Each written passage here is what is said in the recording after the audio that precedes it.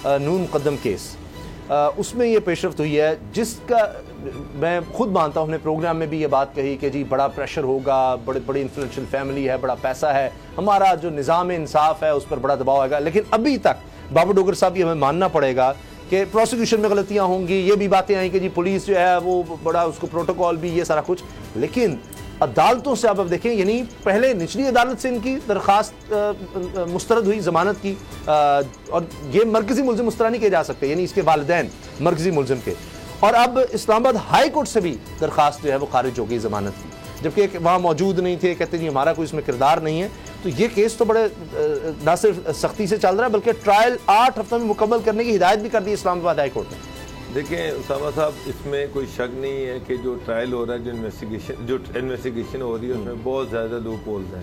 بہت زیادہ خامی ہیں، بہت سارے ایشوز پہ پولیس جو ہے وہ کمپرومائز ہوئی ہے، لگ رہا ہے کہ وہ کمپرومائز ہوئی ہے، حالانکہ یہ وہ کیس ہے جس کا نوٹس پرائم منسٹر پاکستان نے لیا اور یہ ایک ہائی پروفائل کیس ہے. سر اس کے باوجود میں مرکزی ملزم تو چھوڑ دیں نا، جس نے قتل کیا ہے مبینہ طور پر، الزام ابھی تک ہم تو نہیں فیصلہ کرتے، لیکن بہرحال وہ نظر آ رہا ہے، تو اس کے والدین وہاں موجود نہیں تھے، مگر اس کے باوجود ان کو ضمانت نہیں مل رہی. باقی ایشو یہ نہیں ہے. جو لاسٹ پروسیڈنگ ہوئی تھی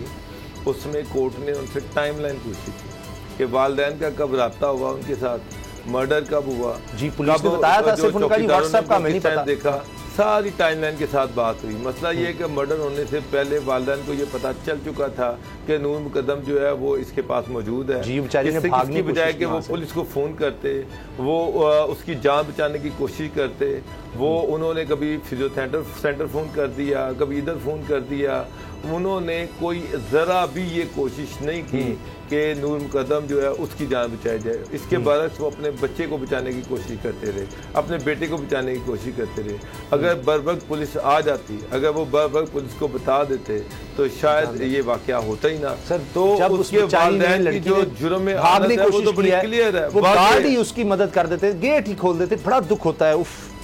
اچھا غلام رضا صاحب، جس طرح سے کیس چل رہا ہے، ایک چیز تو ضرور ہے کہ پولیس کا بھی آپ نے بھی حوالہ دیا تھا کہ وہ کئی جگہوں پر لگتا ہے کہ وہ کہتے ہیں جی یہاں یعنی ہم نہیں کچھ کر سکتے، تو ہمیں یہ نہیں پتا کہ بات کیا ہو رہی تھی، لیکن یہ ضرور ہے کہ اس وقت تک فون کالز چل رہی تھیں اور بتایا جا رہا تھا کہ یعنی انہوں نے بجائے پولیس کو بلانے کے، اس کے والدین نے مسلسل سے بات ہو رہی تھی، وہ تھراپسٹ کو بلا لیا، اور وہ یعنی ایسے لگ رہا تھا کہ یہ اس سارے معاملے کو چھپانا چاہتے ہیں، دبانا چاہتے ہیں، بلکہ اپنے بیٹے کو بچانا چاہ رہے تھے اس قتل کے بعد بھی. بہت اچھا فیصلہ ہے آج کے حوالے سے جو ان کی ضمانتیں جو ہیں وہ مسترد ہوئی ہیں اسلام آباد ہائی کورٹ سے، اور پھر 2 ماہ کا وقت دیا گیا ہے کہ دسمبر کے پہلے ہفتے میں اس کیس کا جو ہے ٹرائل مکمل کیا جائے. ان تمام ملزمان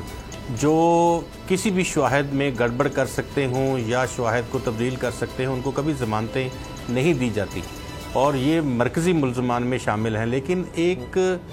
پہلے بھی میں نے ذکر کیا تھا، ابھی بھی کر رہا ہوں کہ تھراپی ورکس کے مالک اور 5 ملازمین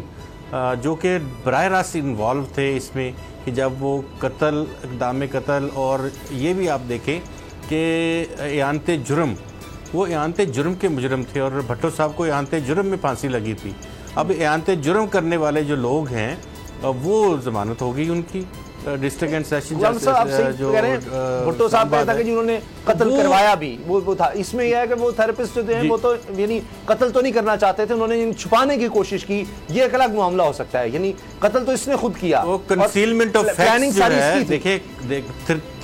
302 میں 302 میں کنسیلمنٹ آف فیکٹس جو ہے، شواہد کو بگاڑنا، شواہد کو خراب کرنا، اور شہادتوں کو اس طرح سے فیبریکیٹ کروانا یا کرنے کی کوشش کرنا کہ آپ کا جرم جو ہے جرم نہ لگے، تو یہ بھی برابر کا جرم ہے. صحیح، مگر وہ کہتے ہیں کہ ہم نے اس کو پکڑا ہے، باندھا، ہم نے پکڑا، ہم نے پولیس کے حوالے ہم نے کیا. جی ابھی وہ باہر نکل گئے، بڑی ادھر ادھر سے باتیں کر رہے ہیں وہ، اور پھر وہ جو کام کرنا چاہتے ہیں، کروانا چاہتے ہیں، وہ اب ان کے ذریعے سے ہو رہا ہے. کہیں پہ یہ بیانات دلوائے جا رہے ہیں، ریکارڈ مینٹین کیا جا رہا ہے کہ ٹرائل میں پیش کیا جائے کہ یہ جو ظاہر جعفر ہے یہ ذہنی مریض تھا، اور اس کو باقاعدہ یہی سمجھا جائے کہ ذہنی مریض ہے، اور کسی طرح سے اس کو پھانسی نہ ہو، اور اس کو پھانسی کی جگہ پہ عمر قید ہو جائے، اور پھر بعد میں عمر قید کو جس طرح سے بھی. سبسکرائب کریں اور بیل دبائیں تاکہ کوئی خبر رہ نہ جائے.